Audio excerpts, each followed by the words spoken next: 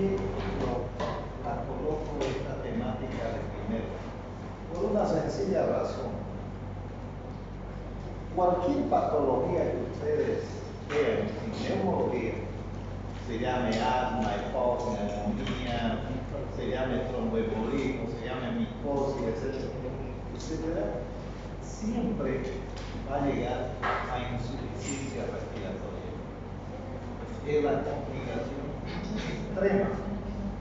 Entonces, si nosotros aprendemos insuficiencia respiratoria, lo que viene para adelante es completamente fácil. Y ustedes ya van a ver ahorita que hemos estado hablando durante la introducción de algo que yo quiero que todos ustedes, sin excepción, hasta el fin de la gestión, aprendan. Se trata de lo siguiente. Esto no me acordaba que había puesto esto. Pero esto sirve como un mensaje para todos ustedes cuando veamos a un paciente, cualquier paciente, no importa si es neumológico o lo que sea, nosotros tenemos que hacerlo sentirse bien al paciente. Parte de la misión que tenemos como médicos es esta precisamente, de aliviar al paciente, de mejorarle hasta donde no sea posible, curar. A veces los médicos llegamos un poco de mal humor y tratamos mal al paciente. El paciente no tiene la culpa de estar enfermo, pero nosotros tenemos la obligación de tratar de aliviar lo que tenga ese paciente. Para eso es que estamos estudiando. Esa es la esencia de este mensaje. ¿Ya? Muy bien. Y vamos a comenzar dando un concepto de insuficiencia respiratoria. Fíjense lo que decimos.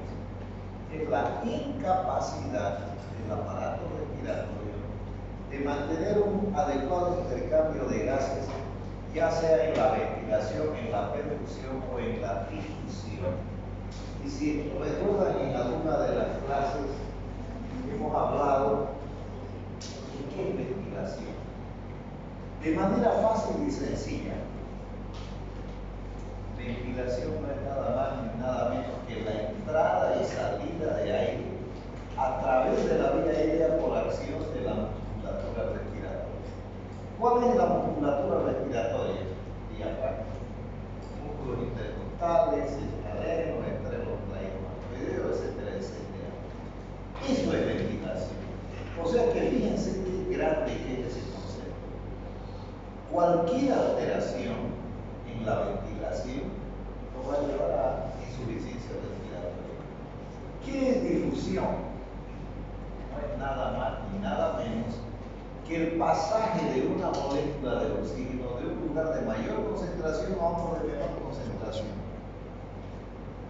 Recuerden de que en el alveolo, cuando nosotros metemos aire, estamos metiendo aire y hay 21%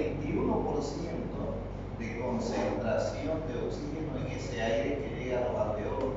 En consecuencia, ahí hay mayor concentración de oxígeno que el oxígeno que está saliendo a través de la respiración. Entonces se produce la difusión.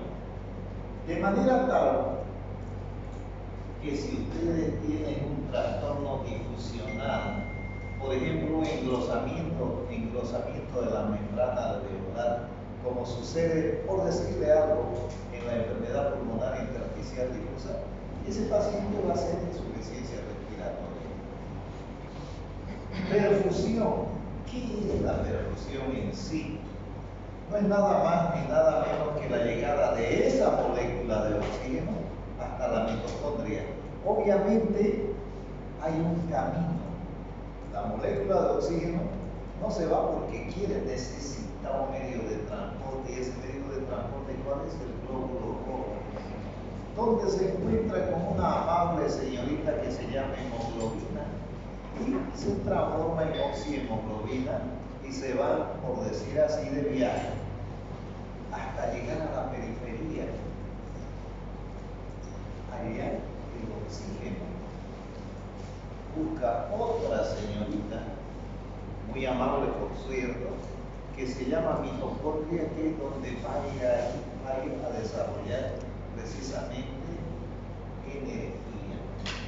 De tal manera que que la perfusión tisular se la hace de esa manera. Fácil y sencillo para que no se olviden ustedes. Muy bien. ¿Y qué es la hematosis? En realidad esto es lo que se llama difusión, el pasaje de moléculas de oxígeno de un lado al otro. Pregunta de evaluación. ¿Cuáles son los componentes de la vida? Vamos a volver a fisiología, fisiopatología, semiología y vamos a ver de que hay componentes constantes y variables. ¿Cuáles son los constantes? Nitrógeno, 78%, oxígeno, 21% y el restante está conformado por diferentes moléculas como carbono, argón, neón, helio, hidrógeno y otros gases. ¿No es cierto? ¿Será que el cristón también está metido aquí? ¿Qué dicen ustedes? ¿Ah? El cristón, radón, neón, ¿qué decimos? ¿Ah? ¿Cómo es su nombre? ¿Ah? Arturito, como el de la guerra de la galaxia. Ahí han nacido en esa época, por eso se han llamado Arturito. ¿Qué decimos Arturo? Cristón. Pero hombre, no ha leído Superman, vos no sabés que la criptonita roba los debilitados. ¿No? Entonces, el 1% está conformado por todos estos gases. ¿Ya? Pero también hay componentes variables. Vean ustedes, óxido de nitrógeno, vean qué importante es esto porque se desprende de qué, de las descargas eléctricas. Óxido de carbono, ¿de dónde viene? A través de los escapes de los automóviles después de la combustión de los combustibles. 500.000 millones de toneladas de aire puro es lo que rodea como una capa a la Tierra, por eso hay que preservarla, ¿de acuerdo? Pregunta de evaluación. ¿Cuáles son las funciones del sistema respiratorio? Vean ustedes que son 5. Una, el intercambio de oxígeno, o sea, la difusión. 2, intercambio de CO2. Recuerden un concepto básico muy importante. Ya lo vimos en la primera clase. Si un paciente está bradipneico, retiene CO2 y se transforma en una acidosis respiratoria. Si ese paciente está taquipneico, pierde CO2 y eso se transforma en una alcalosis respiratoria. ¿Ya? También regula el pH sanguíneo. ¿Cuánto es el pH sanguíneo? ¿Quién se acuerda? Levante la mano. 735, 745. ¿Cuánto? Levante la mano. Nada. 7.4. 7.4, diga. 735 a 745. ¿Usted cómo se llama? Kevin Monasterio. ¿Qué? Kevin Monasterio. Kevin Corner. Sí, Acaba de ganarse un punto. gracias. Me va a hacer acuerdo porque yo soy desmemoriado. Ya me olvido rápido de mi Yo sí, sí. ¿Qué otro? Ya, por ahí tenés 50 más 1, 51, pasaje. Eso. Muy bien. La vocalización, nosotros a través de las funciones del aparato respiratorio nos estamos comunicando ahorita, ¿no es cierto? Pero también de protección alveolar. Recuerden ustedes de que tenemos los macrófagos alveolares, tenemos los neumocitos tipo 1, tipo 2, para que ustedes recuerden, en capítulos anteriores hemos hablado de la función de los neumocitos tipo 2, formadores de surfactante, sustancia tensioactiva que es la que mantiene la arquitectura alveolar. En consecuencia, cuando falta surfactante o disminuye el surfactante, se colapsa el alveolo y se produce insuficiencia respiratoria. ¿De acuerdo? Esto lo han visto en fisiología y también, si no me equivoco, en semiología y en fisiopatología, pero es importante que solamente lo recordemos. La ventilación pulmonar incluye la inspiración y la expiración. La inspiración obviamente consiste en la entrada del aire por contracción del diafragma y de los músculos intercostales. Eso es lo que se llama respiración torácica y al haber contracción disminuye la presión intratorácica. En cambio, en la expiración, ¿qué es eso? Consiste en la salida de aire. ¿Por qué? Por la relajación de quién, del diafragma, de los músculos intercostales. Y eso hace que aumente la presión intratorácica. Eso es lo que se denomina también respiración abdominal. ¿De acuerdo? Muy bien. Entonces, es importante que nosotros nos habituemos a esto. Ventilación, difusión, perfusión. ¿Ya? Esto es lo que sucede normalmente, vean. La relación, ventilación, perfusión, perfusión se abrevia con esta G, con letra Q, como decimos en español. ¿Ya? Buena ventilación, buena perfusión.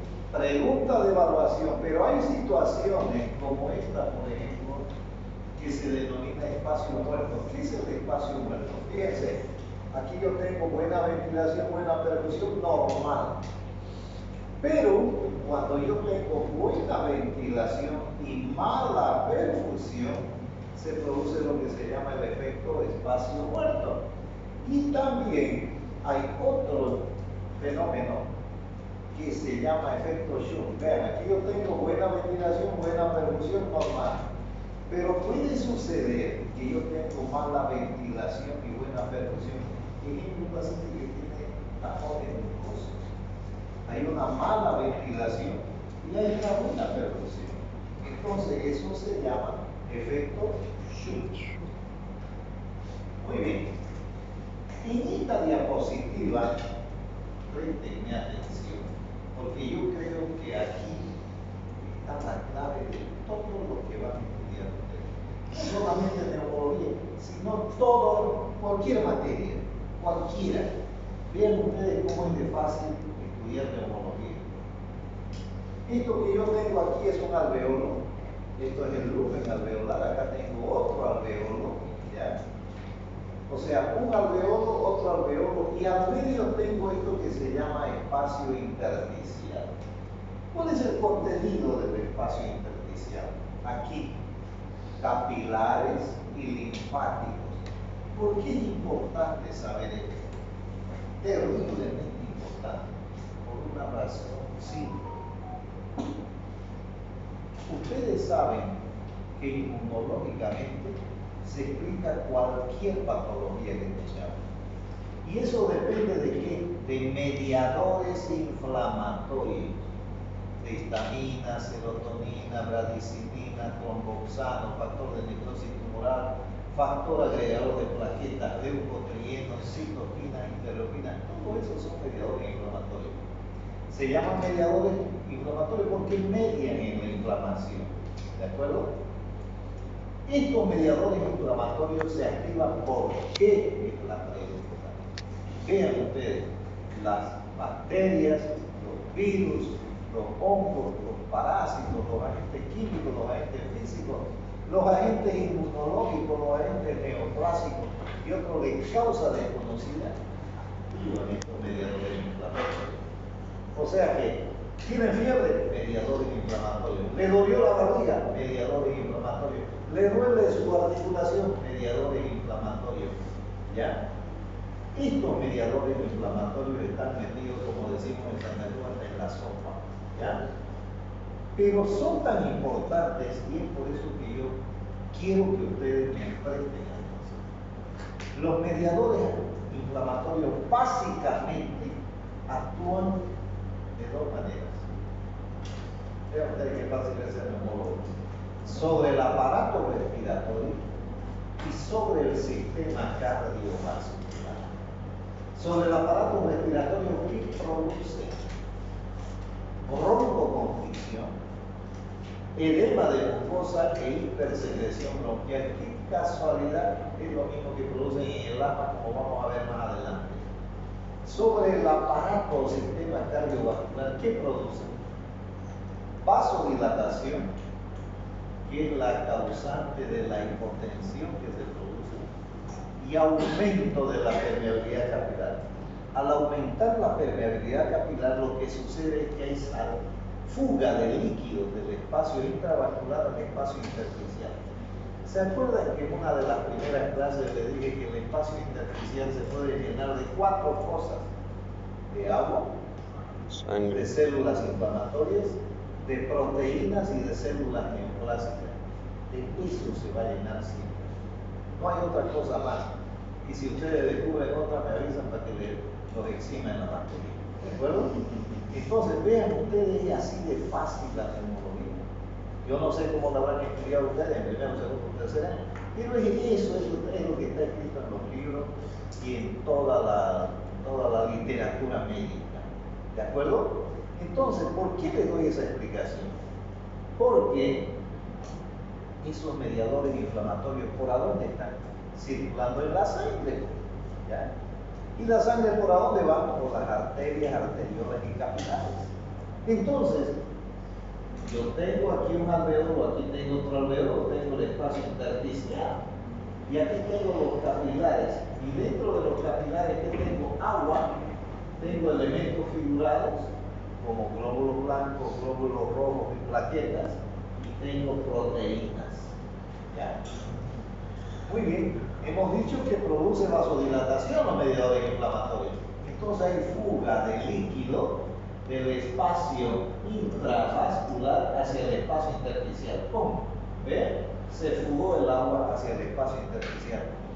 Cuando eso sucede, si ustedes tienen un estetoscopio ahí y comienzan a ocultar a su paciente, van a encontrar estertores crepitantes húmedos. ¿Se acuerdan lo de la diapositiva del otro día? Estertores crepitantes húmedos. ¿Por qué? Porque está saliendo líquido del espacio intravascular al intersticial. ¿De acuerdo? Muy bien. Luego, ¿qué más sale del intravascular? Los elementos figurados. Fíjense ustedes que está aumentando la presión dentro del espacio intersticial. Ejemplo, yo tengo aquí un aula que para 50 estudiantes yo le quiero meter 100. Van a entrar los 100, pero más apretaditos. Le puedo meter 150, van a entrar, pero van a estar mucho más apretados. Y la presión dentro de esta aula va a aumentar. Si yo en un determinado momento abro la puerta, todo el mundo va a querer salir de un lugar de mayor concentración a otro de menor concentración. Es un fenómeno fisiopatológico, regido por una ley física, donde hay mucho, sobra bastante, y hay que ir hacia otro lugar donde hay menos. ¿De acuerdo? Entonces, vean ustedes, ya se llenó de agua y de elementos figurados. ¿Qué más fuga? Las proteínas. Aumenta la presión dentro del espacio intersticial. Recuerden, siempre se va de un lugar de mayor concentración a otro de menor concentración. ¿De acuerdo? No es que suceda a la inversa. Yo tengo 10.000 personas en un estadio donde caben solamente 5.000, no voy a ir a meterme ahí, porque ya no va a entrar. En cambio, si yo tengo un estadio de 10.000, pero al otro lado hay una cancha de 20.000, me voy a ir de un lugar de mayor concentración a otro de menor concentración. Y eso es lo que sucede. Vean, entonces el agua busca otro lugar de menor concentración, como es el lumen alveolar, para atravesar la pared alveolar y se pasa hacia los alveolos. ¿Qué más? Los elementos figurados también traspasan la pared alveolar y se van hacia los alveolos. ¿Quién más falta? Las proteínas. Vean lo que sucede cuando aparecen las proteínas pretendiendo pasar de un lugar a otro. Afectan la pared alveolar, afectan la producción de surfactante alveolar, afectan la producción de los neumocitos tipo 2. Y recuerden, ¿cuál es la función de los neumocitos tipo 2? Formar surfactante. El surfactante, llamada sustancia tensioactiva, ¿cuál es su función? Mantener la glucosidad. La arquitectura alveolar. Si disminuye la producción de surfactante o desaparece, rápidamente se colapsa ese alveolo y se produce insuficiencia respiratoria. Yo sé que no sé si lo habrán entendido bien o no, pero es cuestión de que ustedes repasen su conocimiento previo de fisiología y fisiopatología, porque esa es la fisiopatología de la insuficiencia respiratoria. ¿De acuerdo? Muy bien. ¿Y los linfáticos qué hacen? drenan el exceso de líquido dentro del espacio intersticial. ¿Hacia dónde? Hacia el conducto torácico. ¿De acuerdo? Muy bien. Sigamos entonces. ¿Cuáles son las causas de falla respiratoria? Presten atención. Vean que es fácil, verdaderamente es fácil. Yo lo veo fácil. Esto es fácil, casi no es de ahora. Lo que pasa es que uno no se detiene, uno quiere aprender todo así de memoria. Está bien emplear la memoria, pero hay que esquematizar. Todo esto es producto de textos y actuales, porque no ha variado la etiología por si acaso. ¿Ya? Entonces, etiológicamente hay causas que van a afectar el cerebro, la médula espinal, el sistema neuromuscular, el tórax y la pleura, las vías aéreas altas, el cardiovascular y las vías aéreas bajas, o sea, los alveolos. Fíjense, 1, 2, 3, 4, 5, 6, 7 etapas, 7 lugares donde se puede afectar y como resultado va a dar insuficiencia respiratoria. Vamos a examinar ahora cada una de ellas. ¿Ya? Afecciones del sistema nervioso central. ¿Cuáles, por ejemplo? ¿Ya? Diferentes afecciones. ¿Cuáles, por ejemplo? Accidente cerebrovascular, isquémico hemorrágico, esto de las principales, pero también, por ejemplo, la sobredosis de fármacos, de drogas, ¿no? O tóxicos, ¿de acuerdo? También la depresión anestésica postoperatoria o el trauma, un paciente que sufre un traumatismo encefalocraneano puede llevar a insuficiencia respiratoria con seguridad. Afecciones de la médula y nervios espinales. ¿Cuáles podemos nosotros mencionar en este caso? Síndrome de Guillain-Barré o traumatismo vertebromedular. Vean lo que ha pasado el otro día en la sede del Colegio Médico. Recuerdan que ha habido un intento de homicidio, se bebieron y un colega agarró su auto y se fue contra el grupo de médicos que estaba ahí compartiendo, y uno de ellos ha tenido un trauma raquimedular. Estaba cuadripléjico, actualmente no sé cómo está. ¿Qué fue lo que hubo? ¿Ya? Trauma vertebromedular. ¿De acuerdo? Pero también tenemos la esclerosis lateral amiotrófica, la ELA. Recuerden que tenemos un personaje muy famoso, como Stephen Hawking, portador, ya falleció, es cierto, pero estuvo durante muchos años confinado en una silla de ruedas, precisamente por la esclerosis lateral amiotrófica. ¿De acuerdo? Veamos, sigamos entonces. Y ahora tenemos afecciones del sistema neuromuscular. ¿Cuáles, por ejemplo? La miastenia gravis, una de las principales, o el tétanos también. Ahora se ven menos tétanos, pero siempre aparece. O también la intoxicación por órganos corporales. Ustedes hace menos de 10 días hemos tenido un episodio lamentable donde toda una familia ha fallecido a consecuencia de la ingestión de insecticidas, órganos corporales. Todos los fallecieron, los 4 afectados. ¿No ven? Afecciones del tórax y de la pleura. ¿Cuáles podemos mencionar ahí?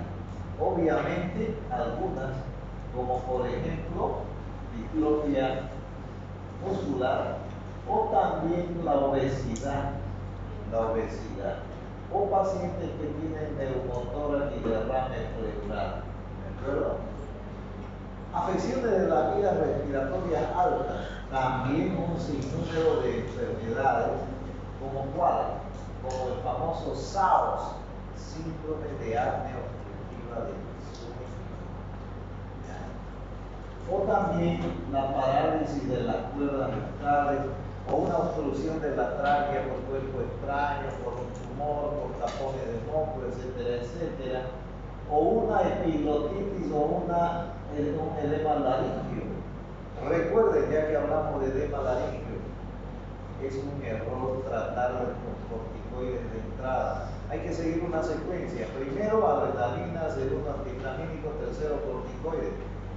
En esa secuencia se puede hacer simultáneamente, pero académicamente ustedes tienen que anotar primero la adrenalina, en segundo el antihistamínico y en tercero el corticoide. ¿Ya? Afecciones del sistema cardiovascular, por supuesto que aquí hay varias. ¿Como cuál, por ejemplo? La insuficiencia cardíaca, edema pulmonar cardiogénico, tromboembolismo pulmonar, ¿de acuerdo? O también tenemos afecciones de las vías aéreas bajas y alveolos, y ahí hay muchísimas, dentro de las que podemos destacar, por ejemplo,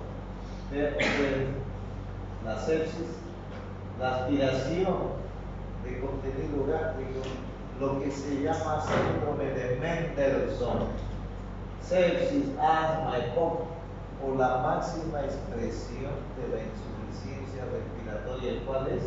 El síndrome del distrés respiratorio agudo, o la EPIC también, enfermedad pulmonar intersticial difusa, ¿de acuerdo? O las neumonías bilaterales masivas, ¿correcto? Entonces vean ustedes esos 7 lugares donde puede asentar un cuadro que nos va a llevar a insuficiencia respiratoria. ¿De acuerdo? ¿Alguna pregunta hasta por ahí? ¿Ninguna? A ver, levanten la mano. ¿Quién quiere preguntar algo? Ya Kevin Corner ya se ganó un punto. A ver, otro que quiera ganar o descontar. ¿Ah? Si yo le pregunto a Kevin y no me responde, le descontaré el punto ganado. ¿Sí? ¿Será que puede volver a explicar qué es el espacio muerto? Puedo, pero no creí que hubiera sido más efectivo si me preguntas en ese momento y no 30 diapositivas. Tiene lógica eso. Ya. El espacio muerto es esto, mira. El espacio está bien muerto. Ya. Aquí tenés ventilación buena y perfusión buena, eso es lo normal. Pero si vos tenés una buena ventilación y una mala perfusión, eso se llama efecto espacio. ¿Capiche? ¿Yo para entender? Sí. ¿Seguro? No, te voy a descontar un poco por haber preguntado del tiempo. Bueno, sigamos, no estamos haciendo trabajo para que no se duerma, ¿de acuerdo? Y recuerden que el efecto Schluck consiste en una mala ventilación y una buena perfusión, ¿de acuerdo? Sigamos entonces, ¿ya? Sigamos.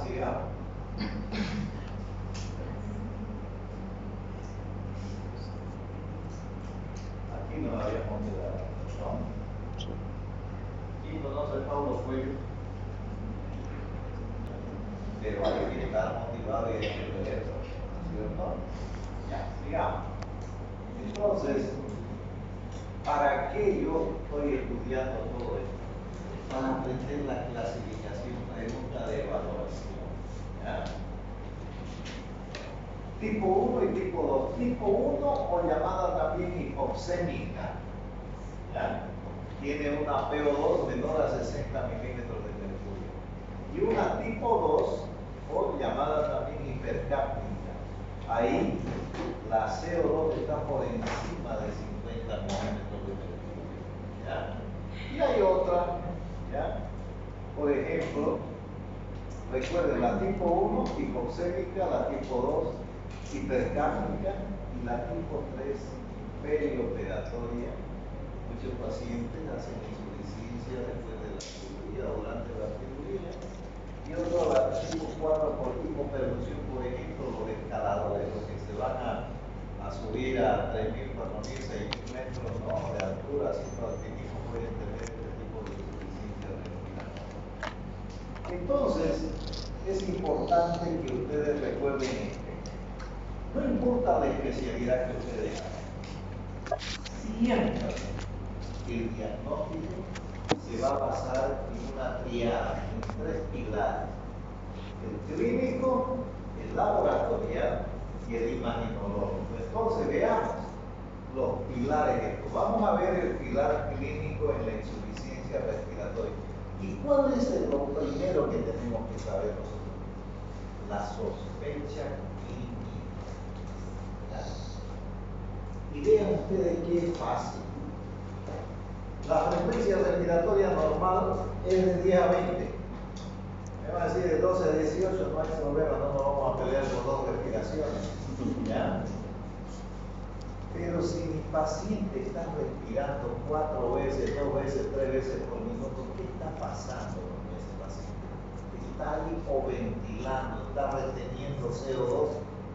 Ese paciente va a ser insuficiencia respiratoria por acidosis respiratoria. En cambio, tengo otro paciente que me está respirando 30, 40 veces por minuto, hasta taquipneico. Ese paciente va a ser una alcalosis respiratoria. Pero igualito hay insuficiencia respiratoria. Y eso es lo que me gustaría que ustedes me queden. Ven un paciente que está respirando mal, hay que pensar que ese paciente está haciendo una insuficiencia respiratoria. ¿De acuerdo? Entonces la sospecha clínica. Y obviamente, presten atención, porque esto es lo que sucede generalmente en los servicios de emergencia. La enfermera le dice: doctor, quédese tranquilo, que ya ese paciente está bien, tranquilito, nomás, no se preocupe, váyase a descansar. Ese paciente está bradipneico, ese paciente está reteniendo CO2, ese paciente está en insuficiencia respiratoria hipercápnica. En cambio, hay otros pacientes que están muy agitados. Doctor, le dice: ¿sabe qué? Debe un diazepam, ese paciente está muy agitado, cálmelo un poco. Ese paciente está hipoxémico. Por eso es que está agitado. Le dan cualquier sedativo y lo van a ayudar a eso para controlar. Es importante que lo tomen en cuenta. ¿Ya? Entonces, cuando nosotros hablamos de insuficiencia respiratoria, tenemos que tener en cuenta varias cosas. Pero la fundamental es que somos seres aerobios, estrictos. O sea, que no está respirando con una frecuencia respiratoria adecuada, o está de menos o está de más, ese paciente está haciendo insuficiencia respiratoria.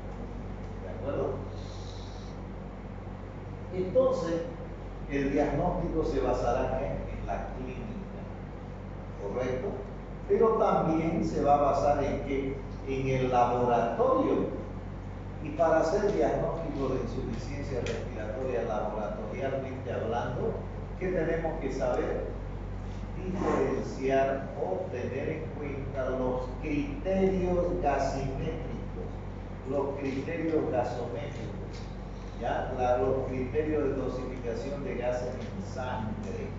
¿De acuerdo? Y para eso necesitamos, pregunta de evaluación, saber los valores de la gasometría arterial. ¿Ya? Valores de la gasometría arterial. pH 735 a 745. CO2 35 a 45 milímetros de mercurio, no porcentaje. La saturación de oxígeno se mide por porcentaje. La presión arterial de oxígeno, 90 milímetros de mercurio para arriba. El bicarbonato, de 21 a 25. El exceso de base del manganés y la saturación de oxígeno mayor al 90%. ¿Y para qué? Esto ya lo vimos en la anterior clase. Para conocer o reconocer lo que se llama el índice de Kirby. ¿Se acuerdan que hicimos un ejercicio, no ven? La semana pasada? Entonces, para sacar el cálculo de la PAFI, si nosotros sabemos sacar el cálculo de la PAFI, de inmediato aprendemos a manejar el estrés respiratorio. Ahora se dan cuenta del objetivo general y específico de lo que estamos hablando en cuanto a insuficiencia respiratoria. Pues el cálculo de la PAFI se hace así. Presión arterial de oxígeno que sale de la gasometría sobre la fracción inspirada del oxígeno, la FiO2. ¿Cuánto dijimos que es la FiO2? ¿Ah? ¿Cuánto? Kevin. Te descuento el punto ganado, no han contestado. 21% es la FiO2 normal. Ya no tiene punto Kevin, perdió. ¿Para qué? Para saber de que mayor a 300 es normal, menor de 300 es síndrome de respiratorio leve, menor de 200 es síndrome de distrés respiratorio moderado y menor de 100 es síndrome de distrés respiratorio severo. ¿De acuerdo? Muy bien. ¿Cómo más puedo hacer yo diagnóstico de una insuficiencia respiratoria? Mediante la espirometría. Y vean ustedes, ya les había anticipado algo en la anterior clase, ¿cierto? Y dijimos, la espirometría es el gol estándar para hacer diagnóstico de insuficiencia respiratoria de tipo obstructivo como asma y POC, de procesos restrictivos como la enfermedad pulmonar intersticial difusa, en base a estos tres indicadores. El volumen expiratorio forzado del primer segundo, que mide los flujos a través de la vía aérea, que siempre está disminuido en los procesos obstructivos asma y POC, pero yo les he aconsejado de que vayan aquí a este índice de Timenol, donde siempre está disminuido en los procesos obstructivos. ¿Cómo hago la diferencia entre asma y EPOC? Mediante una prueba de broncodilatación. ¿Con qué? Con salbutamol. Ya le doy 2 pacos de salbutamol, le vuelvo a repetir la espirometría. Si mi paciente mejoró 12% o más, o 200 ml o más, ese paciente es prueba de broncodilatación positiva y el paciente es asmático. No mejoró nada, es un EPOC puro. Mejoró a medias, es un mixto.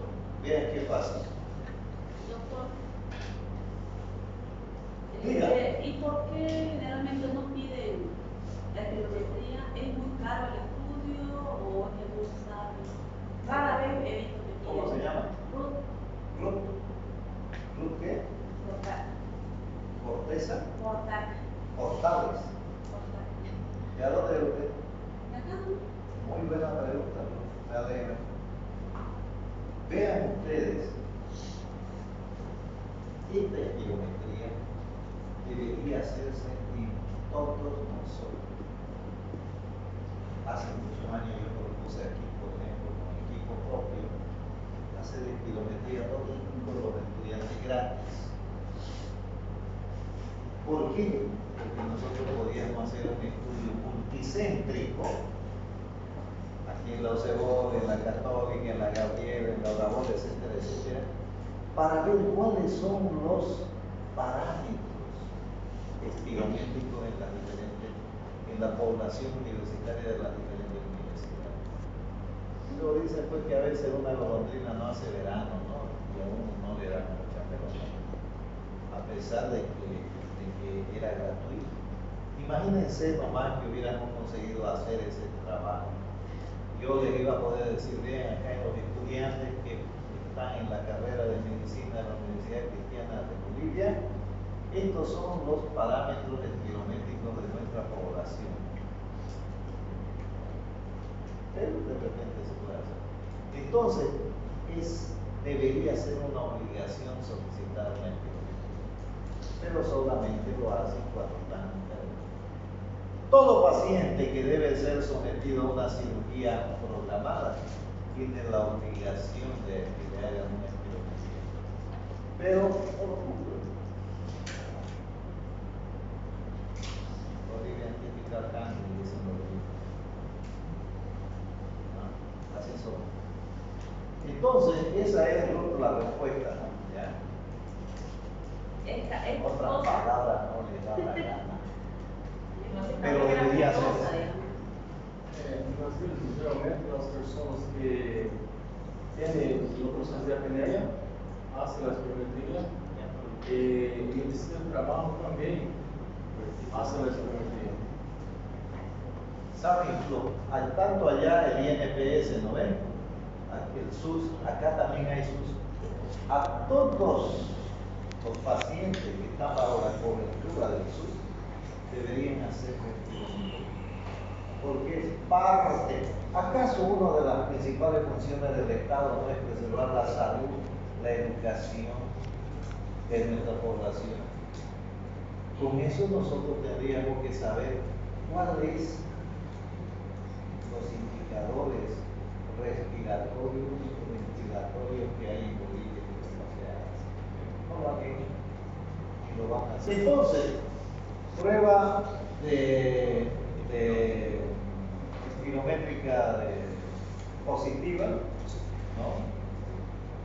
Si ese paciente mejoró más de 200 ml o más de 12%, prueba de broncodilatación positiva.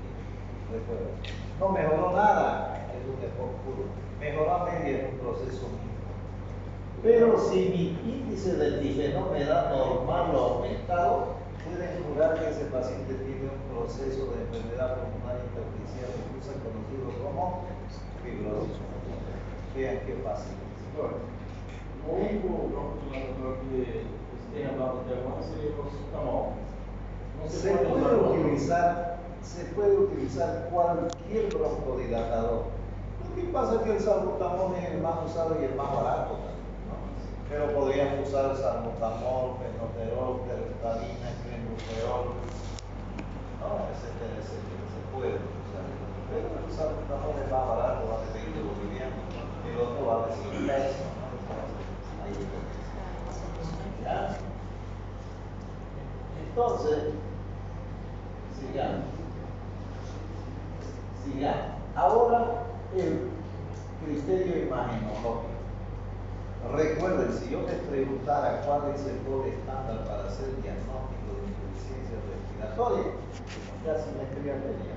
Pero si es para hacer estudio de procesos obstructivos, espirométricos, la espirometría. Muy bien. La radiografía sirve para hacer hipótesis diagnósticas, sirve. Por ejemplo, vean aquí, yo tengo un paciente cardiomegálico grado 4. ¿Por qué sé que es grado 4? Porque la punta del corazón está chocando acá con el corazón. Eso ya me da la idea de que ese paciente tiene por lo menos insuficiencia cardíaca secundaria a enfermedad de Chagas. Generalmente en Latinoamérica. O cuando hay derrame pericárdico. Fíjense aquí, yo tengo la silueta cardíaca izquierda que está completamente rectada. Eso es un indicador de derrame pericárdico. Recuerden que el derrame pericárdico cuando aumenta se produce un taponamiento cardíaco y el taponamiento cardíaco es uno de los que produce shock obstructivo junto con el neumotórax hipertensivo y con el tromboembolismo pulmonar. ¿Cómo yo rápidamente me doy cuenta de que es un derrame pericárdico? Le doy la vuelta a la radiografía. Si tiene imagen en copa de champán, ¿vean? Es un derrame pericárdico. Le doy la vuelta a la radiografía, imagen en copa de champán. Fácil, no se lo puedo. O cuando tengo un derrame pleural. Recuerden que es un derrame pleural, es la colección de líquidos en el espacio pleural. ¿Ya? Que puede ser hemotórax, puede ser piotórax, puede ser kilotórax, puede ser hidrotórax. Y si fuera un neumotórax, puede ser normotensivo hipertensivo. Si es hipertensivo, hace shock obstructivo. ¿De acuerdo? Vean ustedes una neumonía. Síndrome de condensación pulmonar también, dijimos eso. Recuerden que eso puede ser una neumonía, pero también puede ser un tromboembolismo pulmonar, puede ser una atelectasia, puede ser una neoplasia, puede ser un derrame pleural. ¿Ya? Y esto, observen, ambos campos pleuropulmonares están blancos. ¿Lo ven? ¿De qué se ha llenado el intersticio? De agua. Es un síndrome de distrés respiratorio agudo, porque debería ser de color negro, ¿no ves? Y está completamente blanco. Esta es la máxima expresión del síndrome de distrés respiratorio. ¿Ya? Algunas veces hay cuerpos extraños que producen, por ejemplo, obstrucción de la vía aérea. Vean, aquí hay una prótesis dental. ¿Vieron? Una prótesis dental. A veces sucede que se trae, sobre todo los borrachitos, los pingusos, como dicen ustedes en Brasil. Cada pinguso ese tinha prótese dental e engasgó. De veras eso pasa. ¿No? Y derrame pleural, como ya le habíamos dicho. Recuerden que el derrame pleural tiene tres criterios: borramiento del seno costorrénico. Aquí no hay curva parabólica, pero es el segundo criterio, el desplazamiento del mediastino hacia el lado opuesto de la lesión. Y atelectasia, acuérdense que hemos mencionado atelectasia fibrocicatricial, ejemplo, tuberculosis, atelectasia obstructiva, ejemplo, cuerpo extraño, ejemplo, tumor endobronquial, ejemplo, tapones mucosos, atelectasia compresiva, ejemplo, tumor extrabronquial, atelectasia pasiva, derrame y neumotórax, y atelectasia tensioactiva, síndrome de distrés respiratorio. Vean esta atelectasia, fibrocicatricial, vean dónde está la tráquea. En la atelectasia siempre la tráquea o el mediastino se desvía hacia el lado de la lesión. En el derrame pleural va hacia el lado opuesto de la lesión. ¿Ya?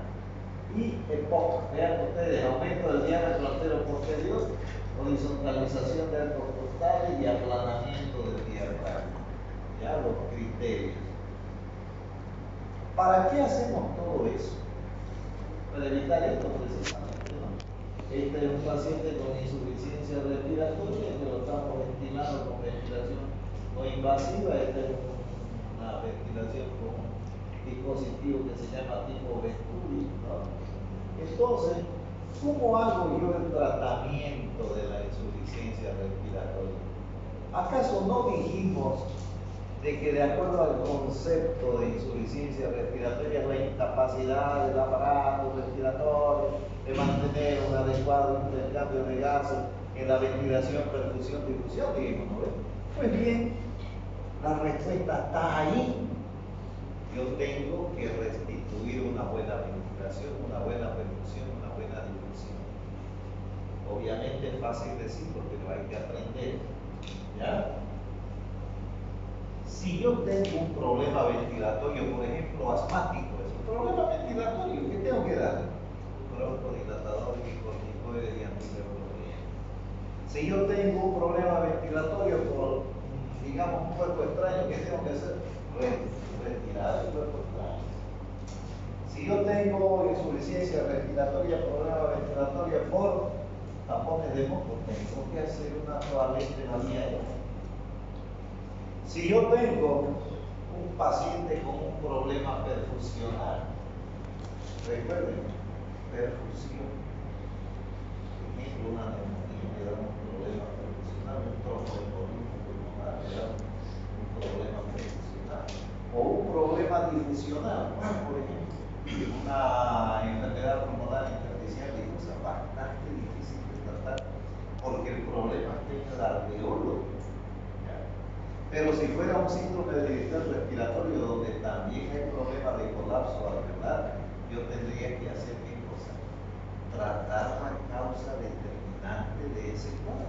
Si es bacteriana, tener que utilizar antibióticos. Si es viral, antivirales, como en el asunto del COVID, por ejemplo, ¿no?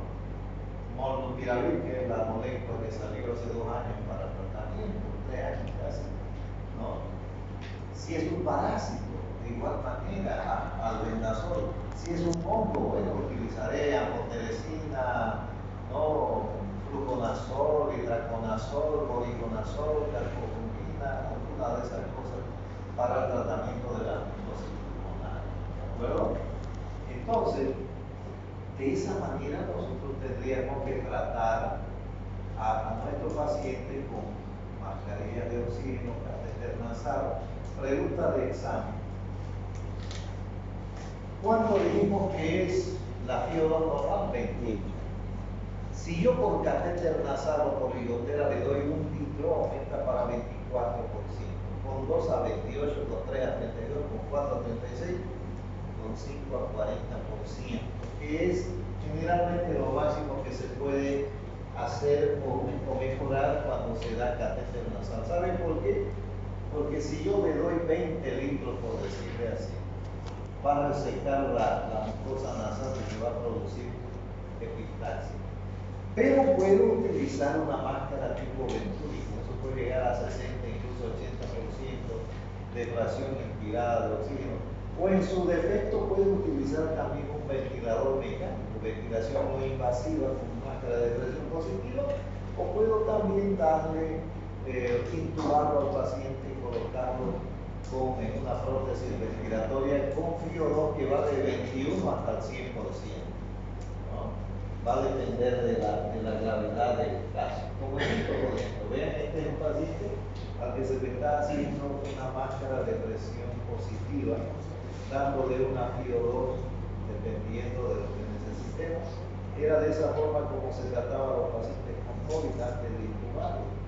No, recuerden que en esa época de 10 que se intubaban, 9 fallecían y 1 salía.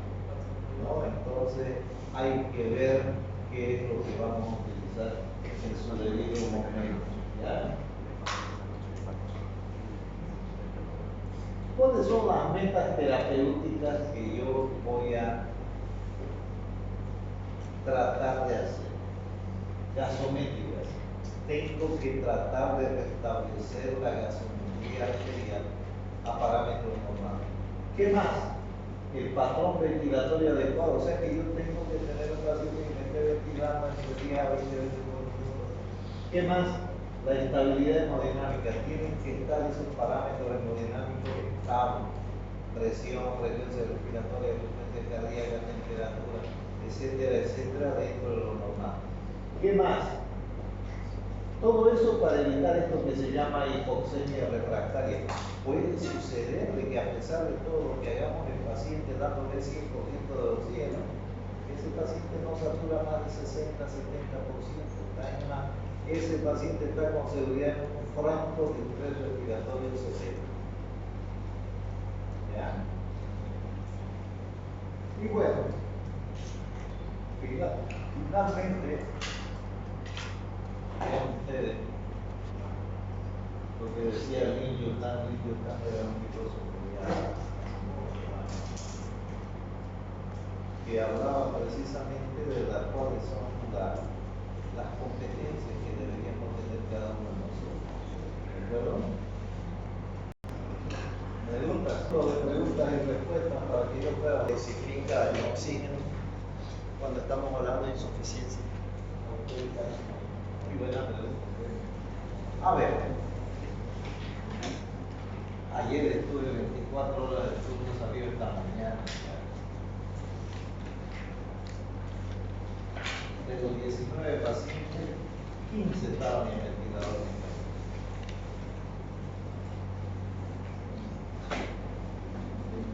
Lo que acabo de preguntar, Kevin, es muy importante.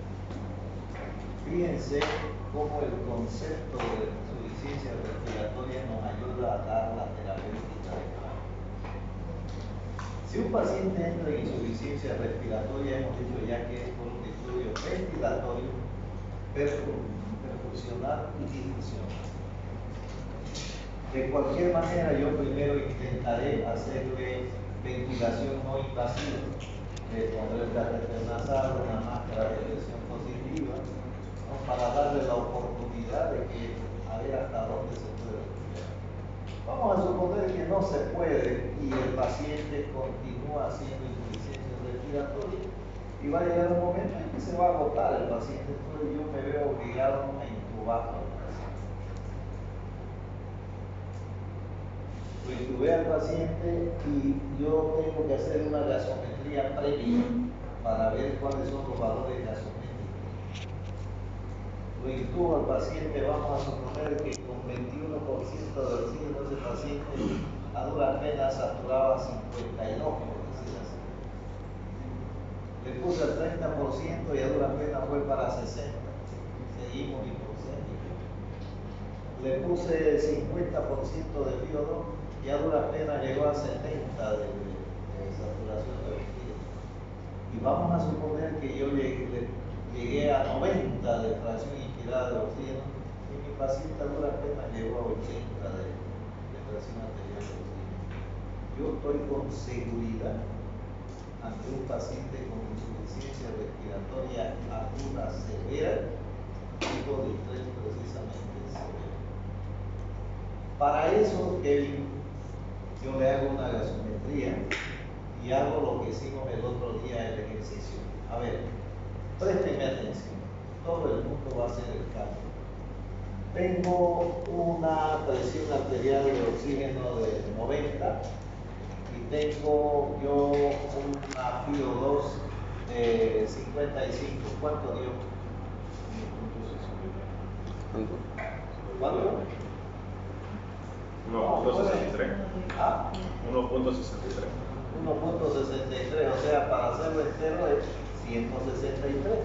Eso lo transforma en un síndrome de distrés respiratorio moderado. Pero si ese paciente aún así